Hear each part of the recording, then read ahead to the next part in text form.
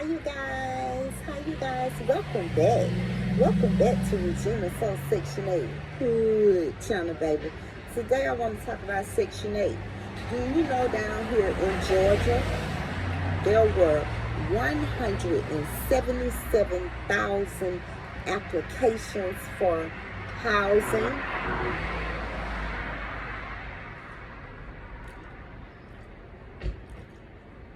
But there was only going to be able to be 13,000 people on the waiting list.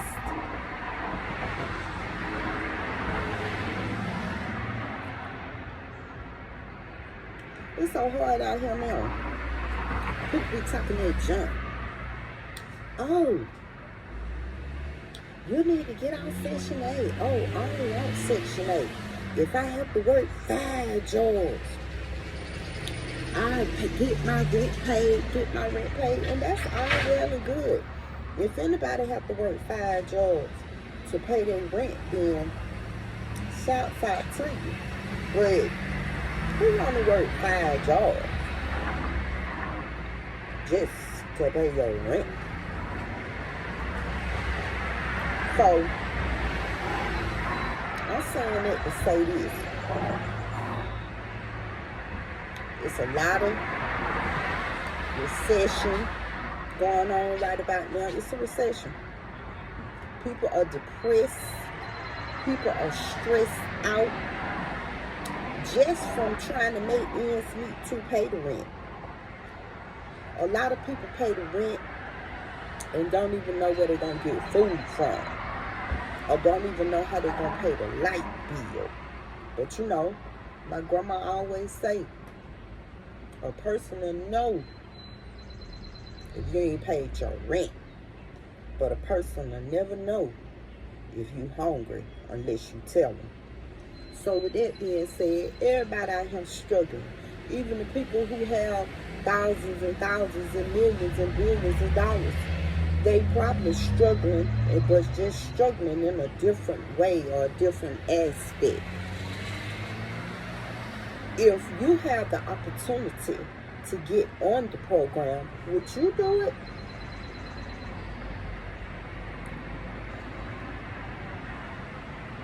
It's more than just Section 8. I just want y'all to know, it's more than just Section 8. If you go Google affordable housing, it's a lot going on with affordable housing. I want y'all to look down right here. Macon Housing. Do you know that they still have places like in Macon houses, they got places that look like projects, but they aren't called projects. They're called Macon homes and things of that nature. Do you know that they have residential areas, and all the nice homes in the residential area are based on your income? See, the only difference between it is a lot of places that have a program of that matter, you can't take their certificate and move out or move to another county or another city or another state. You have to reside in that complex or in that residential area, which is cool, because a lot of people don't have nowhere to stay. And my thing about it is, stop trying to go to these big cities and states like Atlanta, Georgia, North Carolina, Houston, Texas, California, and all kind of places like that. People are going to these places. These places are beginning to get overcrowded as well, so it's less resources because it's more people. Stop going to places like this. Venture out to small counties, small cities. You know what I'm saying? And for instance, once again, Macon, Georgia. But affordable housing is not just for people on Section 8. When you click on the link, and you input your information, it just asks you how much you make and stuff like that. They would qualify, and you also, it's based on your income. You might can go to a small city somewhere, and they might have a 5-bedroom for $1,200. When in Atlanta, Georgia, a studio might be $1,200.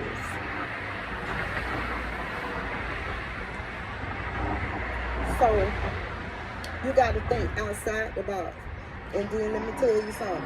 Don't worry about what people say because you on the program, or you want to get on the program temporarily, or you in need of getting on the program. You have children.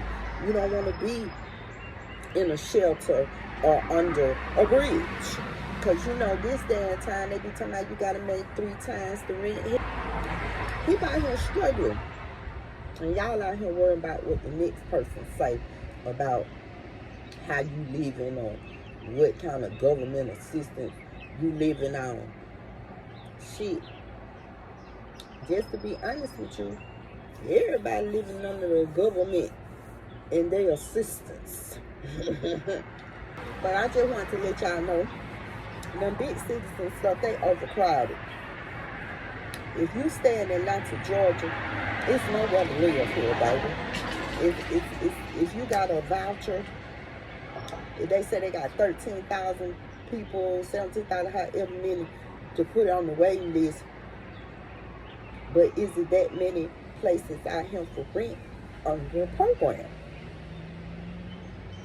So take it elsewhere.